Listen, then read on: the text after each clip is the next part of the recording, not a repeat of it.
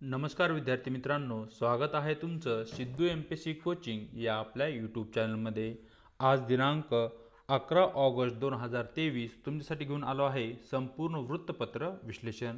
चला तर आजची जी काही आपली डिस्कशन आहे तिला या ठिकाणी आपण सुरुवात करूया। या ठिकाणी पहिली जी न्यूज आहे ती सरन्यायाधीश आणि त्याचप्रमाणे जे काही भारतीय निवडणूक आयोग आहे त्या आयोगासंबंधी न्यूज आहे। न्यूज अशी आहे, निवडणूक आयोग निवड समितीमध्ये फेरबदलासाठी विधेयक, सरन्यायाधीशांच्या जागी केंद्रीय मंत्री, अशा प्रकारची न्यूज या ठिकाणी आपण पाहू शकतो। मग या ठिकाणी जे काही निवडणूक आयोग आहे ते एक महत्त्वपूर्ण घटनात्मक संस्था असलेली आपणाला दिसते। मग या ठिकाणी जे काही निवडणूक आयोग आहे या निवडणूक आयोगावरती जे काही मुख्य निवडणूक आयुक्त आहेत यांच्या निवडी संदर्भात हे विधेयक या ठिकाणी संसदेमध्ये मांडले जाण्याची शक्यता आहे। तर या ठिकाणी आपणाला माहिती असले पाहिजे की जे काही आपलं भारतीय निवडणूक आयोग आहे त्या निवडणूक आयोग आणि त्यांचे जे कार्य आहे आणि त्यांची जी काही कार्यप्रक्रिया आहे यांच्याविषयी इन डिटेलमध्ये आपणास माहिती असणं आवश्यक आहे। कारण जी काही भारताची लोकशाही आहे, भारताची लोकशाहीची जपवणूक करण्यामध्ये आणि तिची वाढ करण्यामध्ये महत्त्वपूर्ण भूमिका इतिहासामध्ये भारतीय निवडणूक आयोगाने, इलेक्शन कमिशन ऑफ इंडियाने पार पाडलेली आपणाला दिसते। तर चर्चा करूया भारतीय निवडणूक आयोगाची। तर या ठिकाणी पहा, सर्वात महत्त्वाचा जो पॉईंट आहे, भारतीय निवडणूक आयोग ही एक घटनात्मक संस्था आहे। घटनात्मक संस्था आहे याचा अर्थ इलेक्शन कमिशन ऑफ इंडिया, भारतीय निवडणूक आयोग यांचा समावेश आपल्या राजघटनेमध्ये केला आहे। या संबंधी कलमे आपण आपल्या संविधानामध्ये पाहू शकतो, त्या कारणाने तिला आपण एक घटनात्मक संस्था असे म्हणतो। त्याचबरोबर या ठिकाणी ज्या काही निवडणुका आहेत देशामध्ये, लोकसभेच्या असतील, विधानसभेच्या असतील, या निवडणुका संदर्भात नियमन आणि त्या नियमानुसार जे काही निवडणुका आहेत त्यांचं व्यवस्थापन करण्याची जबाबदारी या ठिकाणी भारतीय निवडणूक आयोगावर असलेली दिसते। या ठिकाणी दुसरा महत्त्वाचा पॉईंट म्हणजे भारतीय निवडणूक आयोगाची जी काही स्थापना आहे ती 25 जानेवारी 1950 या दिवशी झालेली आहे। हा पॉईंट या ठिकाणी तुम्हाला नोट डाऊन करून घ्यायचा आहे। यानंतर जे काही भारतीय निवडणूक आयोग आहे ते कोणकोणत्या निवडणुकांचं आयोजन करतं याविषयी आपल्याला माहिती असली पाहिजे, ज्यामध्ये जे काही संसदेचे खासदार असतात, मेंबर ऑफ पार्लमेंट, त्यांच्या निवडणुका या ठिकाणी भारतीय निवडणूक आयोगाकडून आयोजित केल्या जातात। त्याचबरोबर राज्य विधिमंडळाच्या निवडणुका असतील आणि जे काही भारताचे राष्ट्रपती आणि उपराष्ट्रपती आहेत यांच्या निवडणुका संबंधी पूर्णच्या पूर्ण व्यवस्थापन या ठिकाणी भारतीय निवडणूक आयोगाकडून केलं जातं। या ठिकाणी जे भारतीय निवडणूक आहे यांचा मुख्य उद्देश म्हणजे ज्या काही निवडणुका होणार आहेत त्या मुक्त, ओपन, फ्री असल्या पाहिजे आणि त्या निपक्षपाती म्हणजे त्या पूर्णपणे न्यूट्रल असल्या पाहिजे, त्या बायस नसल्या पाहिजे, अशा प्रकारचा उद्देश या ठिकाणी भारतीय निवडणूक आयोगाचा असलेला आपल्याला दिसतो। जी काही आपलं भारतीय निवडणूक आयोग आहे त्याच्या ज्या काही घटनात्मक तरतुदी आहेत, म्हणजे जी काही आपली राजघटना आहे, जे काही आपलं संविधान आहे, त्या संविधानामध्ये कोणकोणते कलम असे आहेत की ज्यामध्ये भारतीय निवडणूक आयोगासंबंधी उल्लेख केलेला आहे, त्या कलमांची या ठिकाणी चर्चा करूया।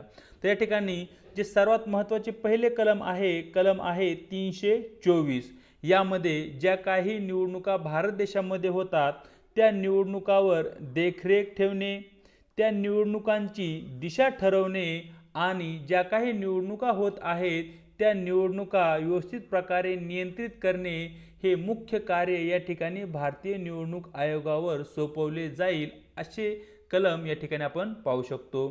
त्यानंतर कलम 325, धर्म, वंश, जात किंवा लिंग या आधारावर कोणत्याही व्यक्तीचा समावेश करण्यासाठी अपात्र किंवा विशेष मतदार यादीत समाविष्ट केल्याचा दावा करता येणार नाही। जर स्पष्ट शब्दात किंवा वेगळ्या शब्दात आणि साध्या शब्दात बोलायचं झालं तर या ठिकाणी भारतीय निवडणूक आयोग धर्म, वंश जात किंवा लिंग या आधारावर कसल्याही प्रकारचा भेदभाव करणार नाही असे हे कलम या ठिकाणी आहे। पुढचे कलम 326 आहे। लोकसभा, राज्य विधानसभा या ज्या निवडणुका होणार आहेत त्या पोट मताधिकाराच्या आधारावर घेतल्या पाहिजेत। पोट मताधिकाराच्या आधारावर म्हणजे या ठिकाणी ज्या नागरिकांचे वय 18 वर्ष किंवा त्यापेक्षा अधिक असेल अशाच व्यक्ती या ठिकाणी लोकसभा आणि ज्या काही राज्याच्या विधानसभा आहेत यांच्या निवडणुकामध्ये ते मतदान करू शकतात। ज्या नागरिकांचे वय 18+ आहे आणि ते मतदान करतात अशा प्रकारची जी काही पद्धती असते त्याला आपण प्रौढ मताधिकार पद्धती किंवा प्रौढ मताधिकार आधारावर घेतल्या गेलेल्या निवडणुका असे या ठिकाणी आपण म्हणतो।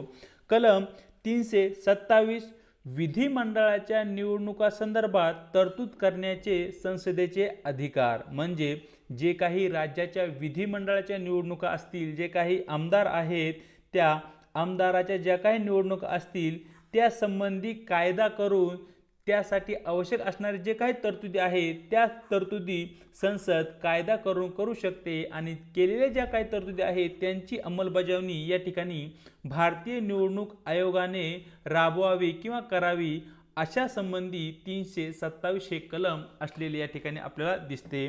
कलम 328 अशा विधिमंडळाच्या निवडणुकांच्या संदर्भात तरतूद करण्याचा राज्य विधिमंडळाचा अधिकार। त्या ठिकाणी पहा, ज्या काही आपल्याकडे लोकल बॉडीज आहेत किंवा स्थानिक स्वराज्य संस्था आहेत या संबंधी ज्या काही निवडणुकीच्या प्रक्रिया असतील त्या प्रक्रिया संबंधी जे काही कायदे आहेत ते कायदे त्या राज्याच्या जे काही विधानमंडळ आहेत ते करतील आणि जे काही विधिमंडळ आहे त्या विधिमंडळाने निर्माण केलेले जे काही रूल्स असतील, रेग्युलेशन्स असतील त्या आधारावर या ठिकाणी भारतीय निवडणूक आयोग हे काय करल, या ठिकाणी निवडणुकाचं व्यवस्थापन करल। आणि शेवटचे जे कलम आहे ते आहे 329।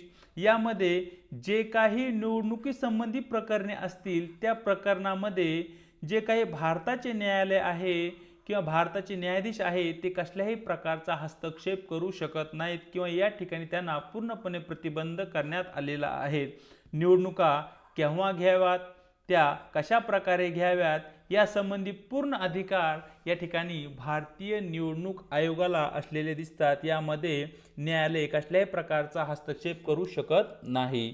मग या ठिकाणी जे काही निवडणूक आयुक्त आणि निवडणुकीचे जे काही मुख्य आयुक्त असतात या संबंधी त्यांच्या नियुक्त्या आणि त्यांचे जे काही सेवा आहेत या संबंधी ही माहिती असणं आपणास गरजेचं आहे।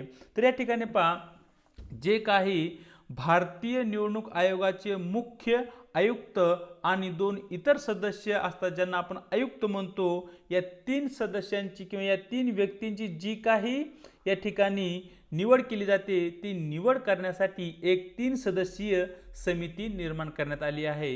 या 3 सदस्यीय समितीमध्ये सर्वप्रथम 1 नंबरला पंतप्रधान असतात, नंबर 2 वरती लोकसभा विरोधी पक्ष नेते असतात आणि नंबर 3 वरती सर्वोच्च न्यायालयाचे जे काही मुख्य न्यायाधीश आहेत अशा 3 व्यक्तींची या ठिकाणी समिती असते।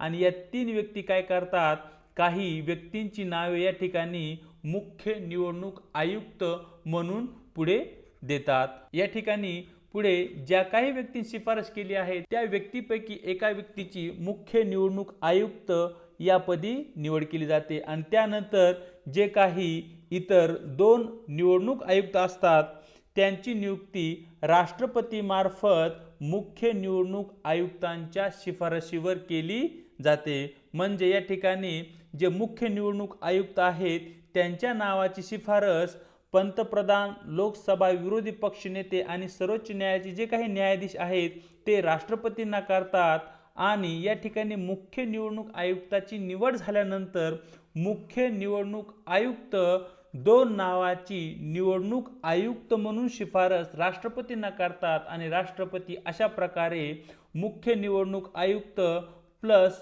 2 अशा प्रकारे निवडणूक आयुक्त एकूण 3 व्यक्तींची या ठिकाणी भारतीय निवडणूक आयोगावर नेमणूक करतात। या ठिकाणी जर आपण या ठिकाणी कार्यकाळ पाहितला तर 6 वर्ष किंवा 65 वर्ष वयापर्यंत यापैकी जो आधी असेल. तर या ठिकाणी पहा, फॉर एक्झाम्पल एखाद्या व्यक्तीचं वय हे 60 वर्ष आहे जेव्हा त्या व्यक्तीची निवडणूक आयुक्त म्हणून नेमणूक करण्यात आली.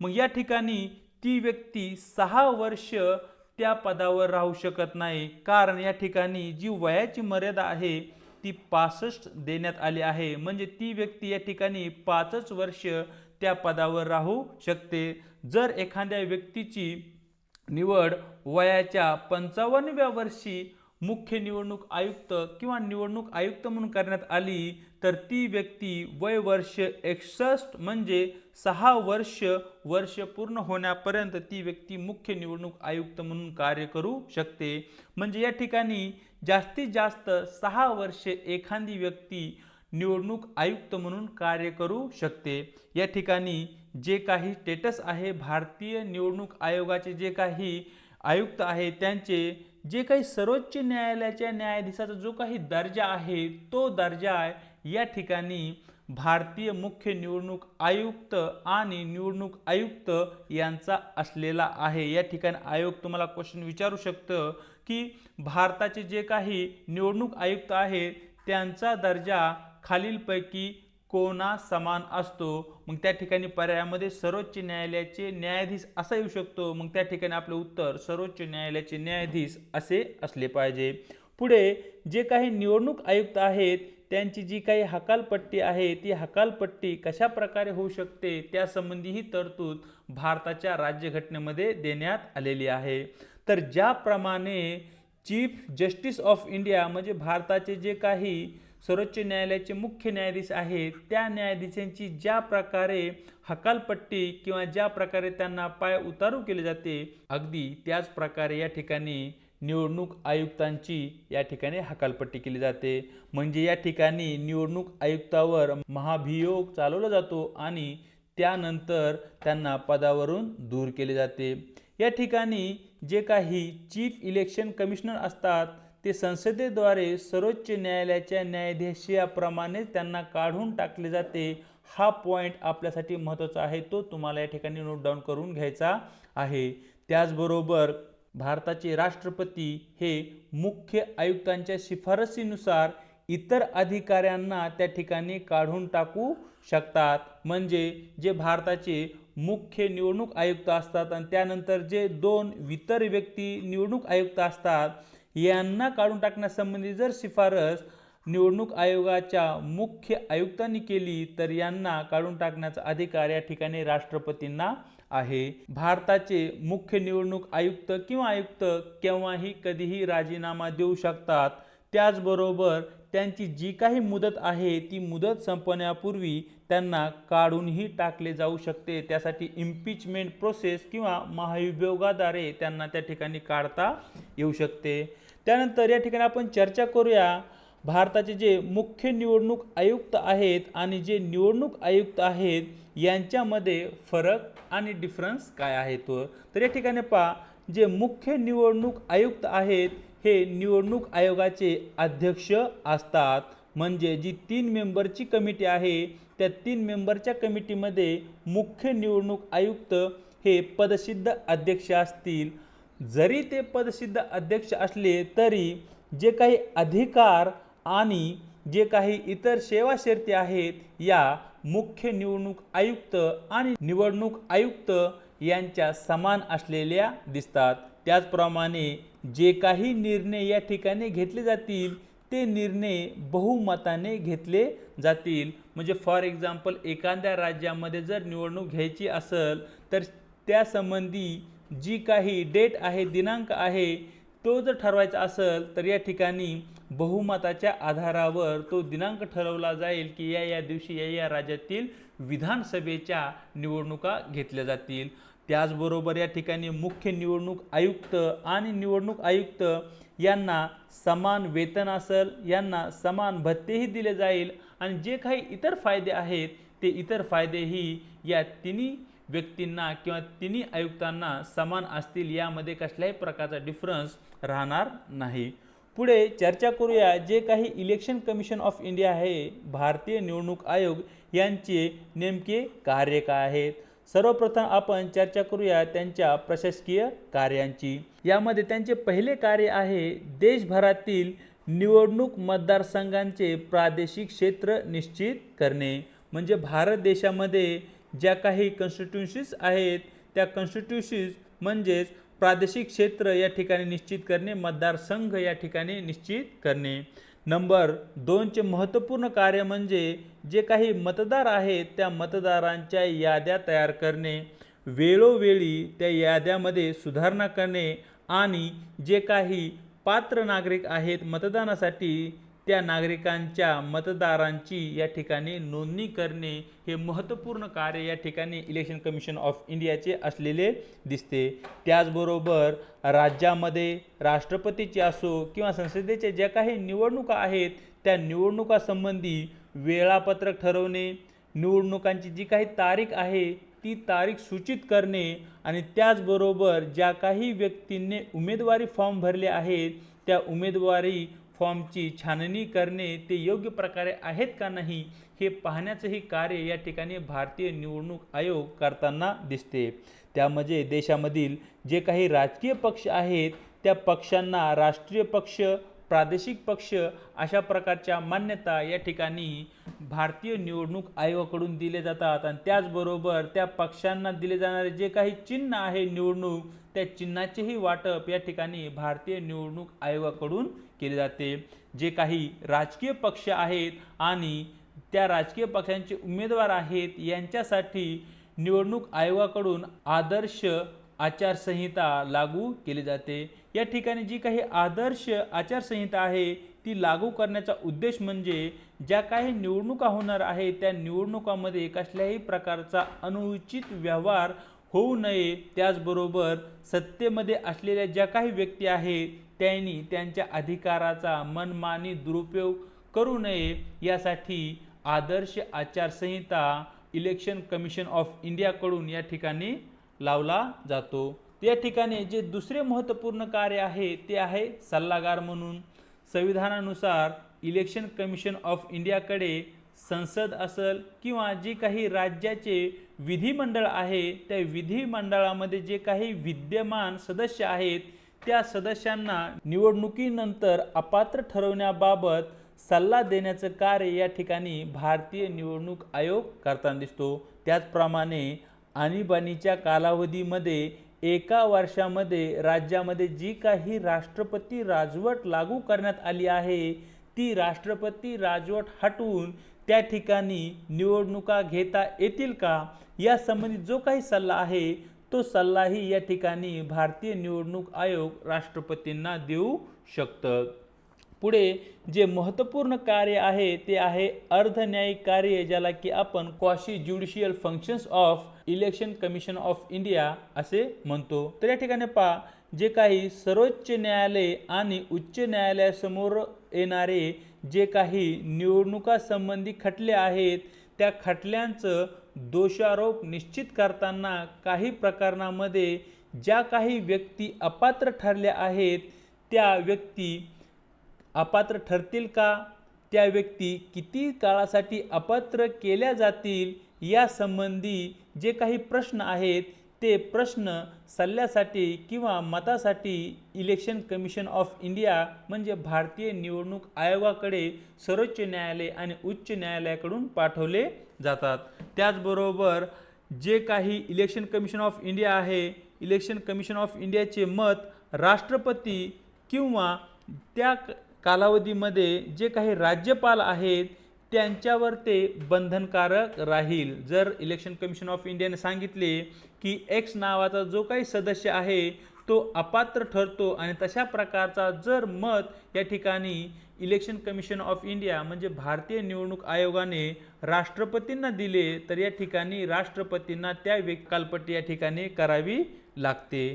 पुढे जर चर्चा केली तर इलेक्शन कमिशन ऑफ इंडियाला कायद्याने विहित केलेल्या वेळेत आणि नियमानुसार जो काही निवडणूक खर्च आहे त्या खर्चाचा हिशोब हा प्रत्येक उमेदवाराला द्यावा लागतो आणि जर त्या व्यक्तीने नियमानुसार खर्च केलेला नसेल किंवा नियमांचे उल्लंघन केलेले असेल निवडणुकांमध्ये, तर त्या व्यक्तीला अपात्र ठरवण्याची कारवाई या ठिकाणी भारतीय निवडणूक आयोग करू शकतो। त्याचबरोबर एखाद्या ठिकाणी निवडणूक चालू असताना हेराफेरी झाली असेल, बूथ कॅप्चरिंग सारख्या जर घटना झाल्या असतील आणि त्या ठिकाणी जर हिंसाचार अशा काही घटना झाल्या असतील, तर त्या ठिकाणी अनियमितता या कारणाच्या अंतर्गत चीफ इलेक्शन कमिशनर किंवा इलेक्शन कमिशन ऑफ इंडिया त्या ठिकाणचे जे काही मतदान आहे ते रद्दही करू शकते। म्हणजे अशा प्रकारचे महत्त्वपूर्ण अधिकार या ठिकाणी भारतीय निवडणूक आयोगाला आहेत।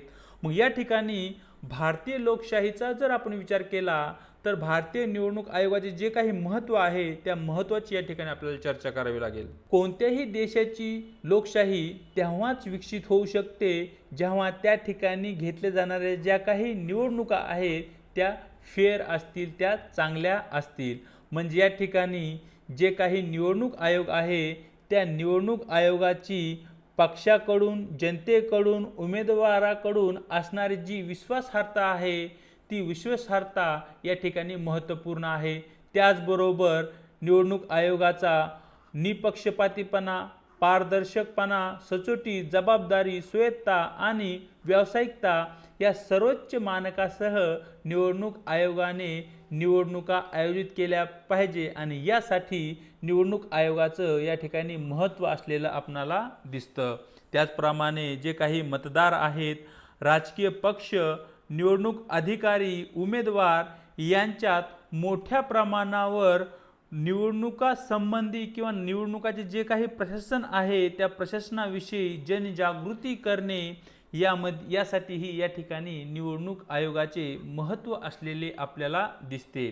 त्याचप्रमाणे तांत्रिक साधनाच्या मदतीने चुकीच्या माहितीचा प्रसार निवडणुकीच्या कालावधी होता कामा नये यासाठीही महत्त्वपूर्ण भूमिका निवडणूक आयोगाची असलेली आपणाला दिसते। चलूया पुढच्या न्यूजकडे।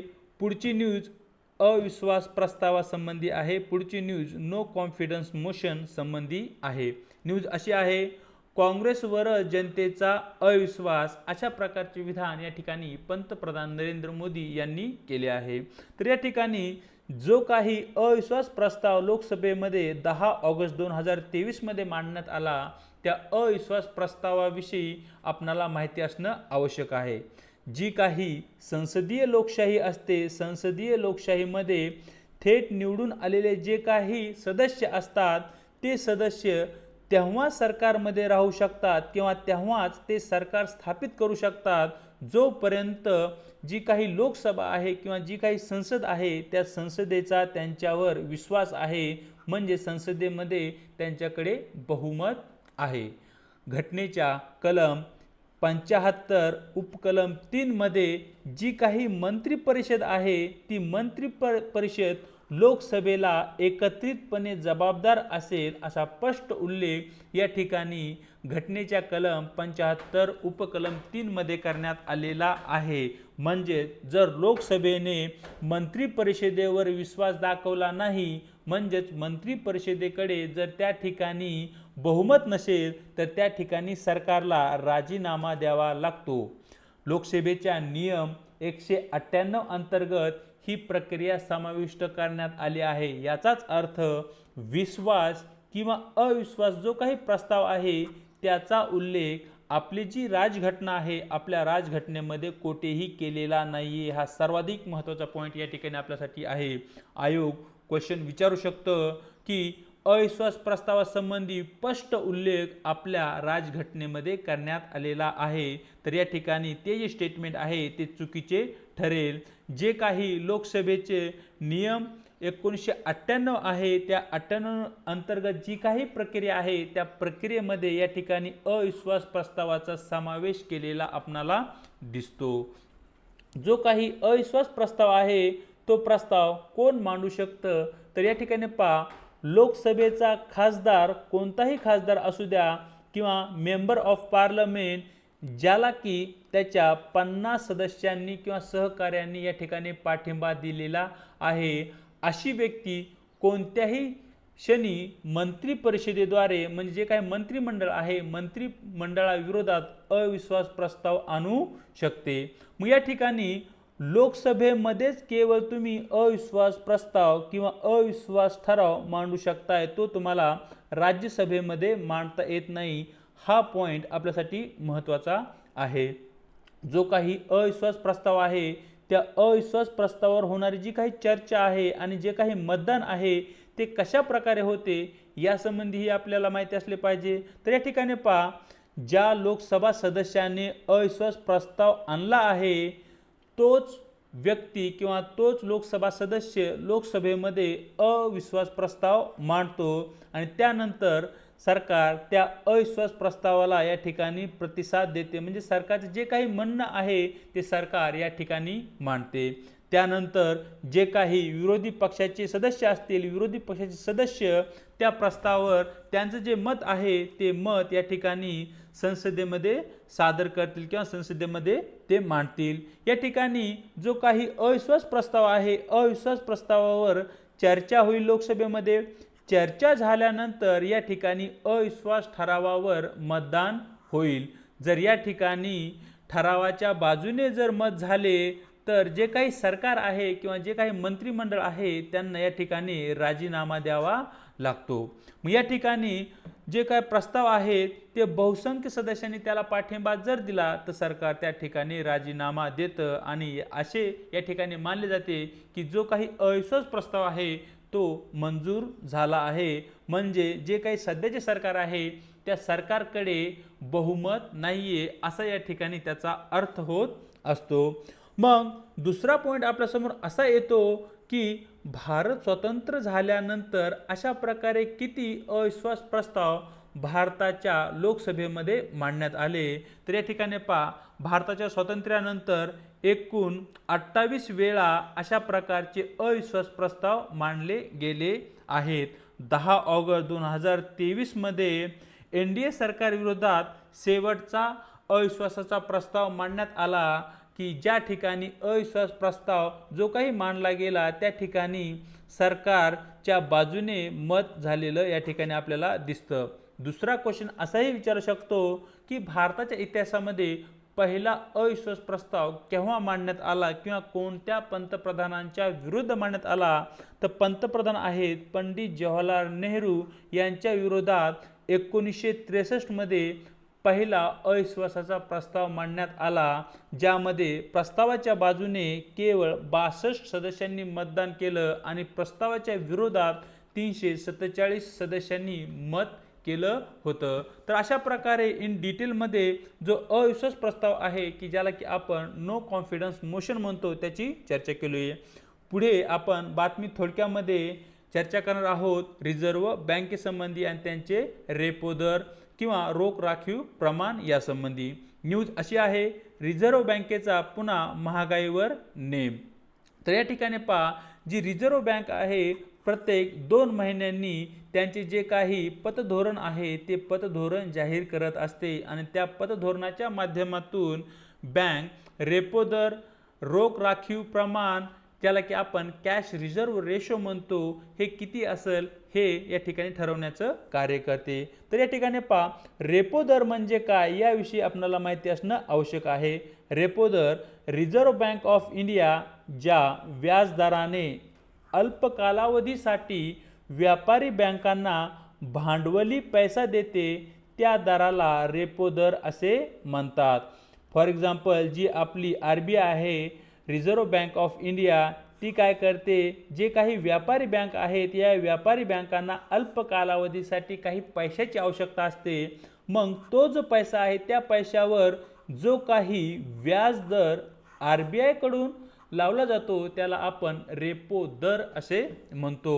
पुढचा जो दर आहे तो आहे रोख राखीव प्रमाण ज्याला की आपण कॅश रिझर्व्ह रेशो CRR असे म्हणतो। जो CRR आहे तो वेगळ्या प्रकारचा दर आहे। तर या ठिकाणी पहा, जो काही CRR आहे तो बँकाकडे असणाऱ्या ज्या एकूण ठेवी आहेत त्या एकूण ठेवीवर किमान टक्केवारीच्या आधारावर तो लावला जातो आणि रेशो आहे तो या ठिकाणी RBI कडेच राखला जातो, जो की कॅश म्हणजे नगदच्या स्वरूपात असतो। फॉर एक्झाम्पल एका एक्झाम्पलच्या माध्यमातून या ठिकाणी आपण समजून घेऊया।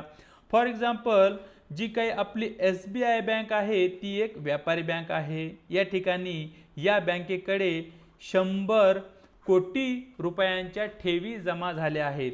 मग हे जे 100 कोटी रुपयांच्या ठेवी SBI कडे जमा झाले आहेत यापैकी ठराविक प्रमाणात फॉर एक्झाम्पल 4% ठेवी या नगद म्हणजे कॅशच्या स्वरूपात RBI कडे ठेवाव्या लागतात। म्हणजे या ठिकाणी एकूण ठेवीच्या 4 कोटी रुपये ठेवी या RBI कडे कॅशच्या फॉर्ममध्ये राहतील आणि SBI कडे आता केवळ 96 कोटी रुपयेच राहतील, जे की ते व्याजाने त्यांच्या ग्राहकांना देतील। मग या ठिकाणी कॅशच्या स्वरूपात एक विशिष्ट रक्कम जी व्यापारी बँक RBI कडे होते यालाच आपण रोख राखीव प्रमाण किंवा कॅश रिझर्व्ह रेशो असे म्हणतो। मग या ठिकाणी जर या प्रमाणात जर वाढ झाली म्हणजे कॅश रिझर्व्ह रेशो मध्ये जर वाढ केली तर बँकाकडे उपलब्ध असणारा जो काही पैसा आहे तो पैसा कमी होतो। परिणामी बँका या ठिकाणी जो काही व्याजाने पैसा देतात तो व्याजाने पैसा कमी देतील।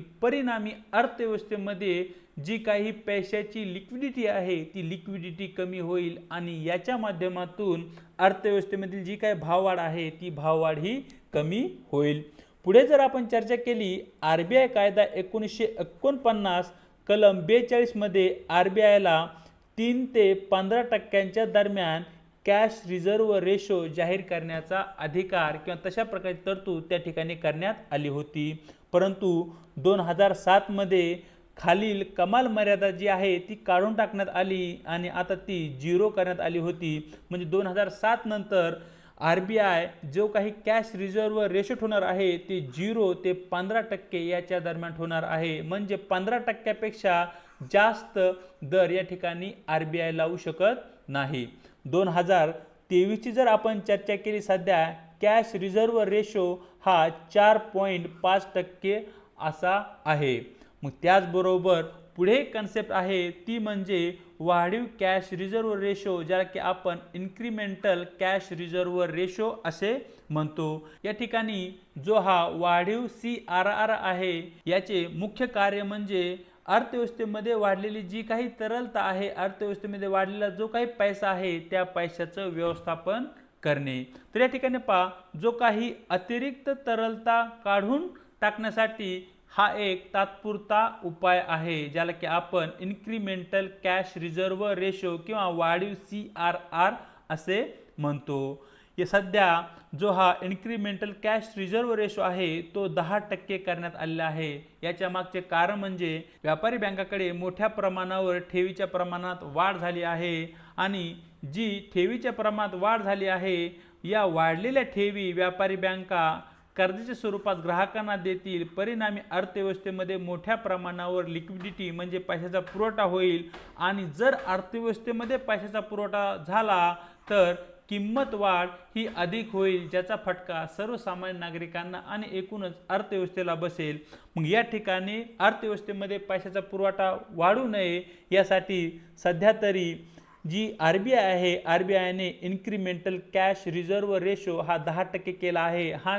हा जो आहे तो एक तात्पुरत्या काळासाठी म्हणजे टेम्पररी प्रमाणावर तो असतो। अशा प्रकारे मित्रांनो दिनांक 11 ऑगस्ट जे काही वृत्तपत्र डिस्कशन आहे ते या ठिकाणी आपण पूर्ण केलं आहे।